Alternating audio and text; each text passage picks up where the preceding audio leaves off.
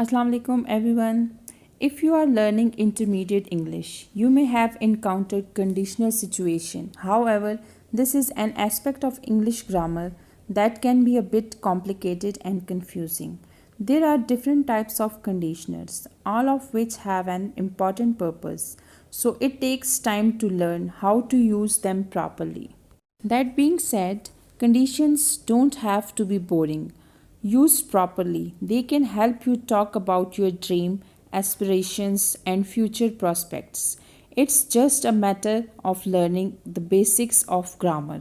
Therefore, to get a better understanding of how they work, we will look at examples of different types of conditioners and how to use them. But first, let's define the term.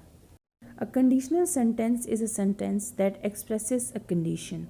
A condition is something that can only happen if something else occurs. A conditional sentence contains an independent clause and a dependent clause that almost always begins with if. A conditional sentence is only a conditional sentence if it has both of these parts. Some conditional clauses might begin with when. Now let's look at an example of conditional sentence. A condition happens if something else occurs. If I save enough, I can go on vacation. The dependent clause is if I save enough, and independent clause is I can go on vacation. Now the question is that what can you talk about with them?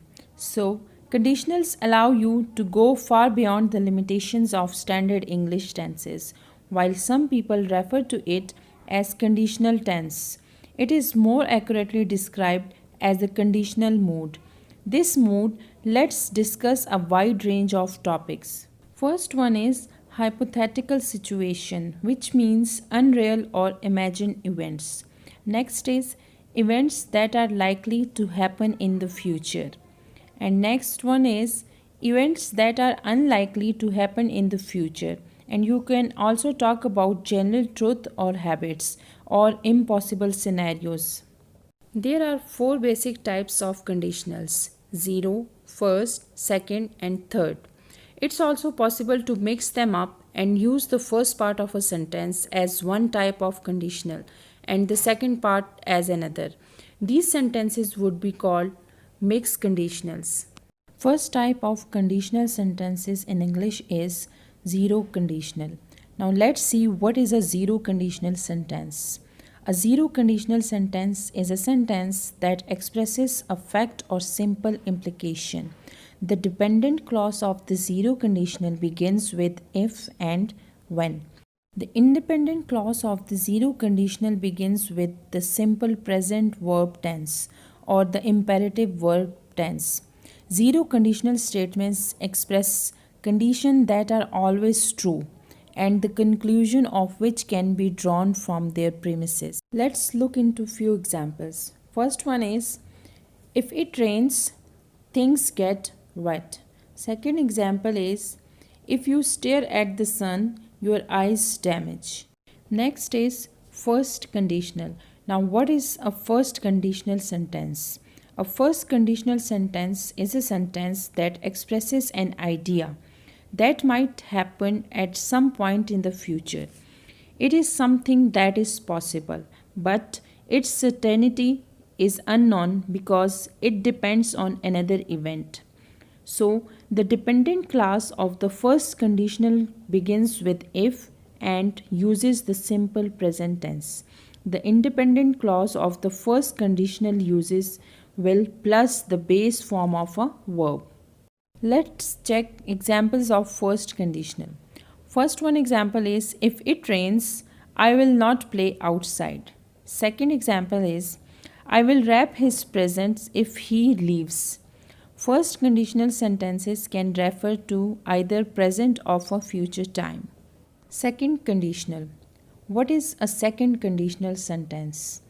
A second conditional sentence is a sentence that can express two ideas. First, it might express things in the future that are unlikely to happen. Second, it is used to express an idea that is not true because it is impossible. The dependent clause of the second conditional begins with if and uses the past simple tense. The independent clause of the second conditional uses would plus the base form of the verb. Let's look into some examples.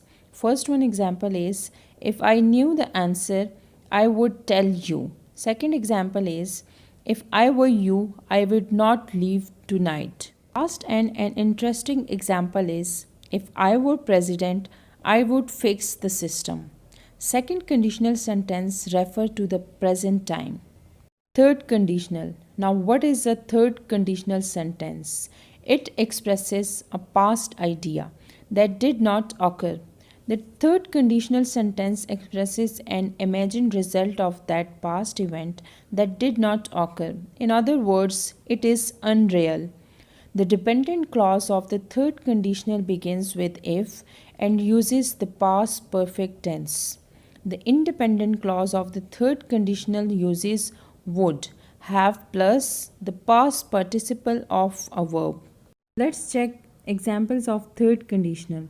If I had listened, I would have not gotten lost. Second example is if he had gone to lunch, you would have answered his calls. Third conditional sentence refer to the past. Last is punctuating conditional sentences. Conditional sentences are fairly easy to identify because they almost always begin with if.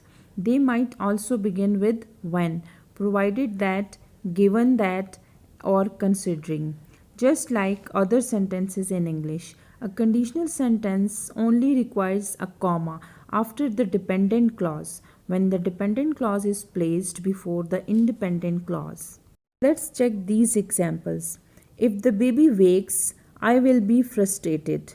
Next example is if you go outside, you can see the storm clouds. This is similar to most English phrases. For example, after Johnny hit the ball, he ran to first base. If the dependent clause is after the independent clause, no comma is necessary. For example, I will be frustrated if the baby wakes. Next example is you can see the storm if you go outside. Again, this is similar to most English phrases. For example, Johnny ran to first base after he hit the ball. I hope you found this useful. Like any part of English grammar, you will need to practice in order to get the hang of it. That said, the rules are pretty straightforward. So, once you learn the right formats and situation in which to use them, you are all set. At the end of the day, the key to improving your English speaking is to practice in the right environment. Thank you.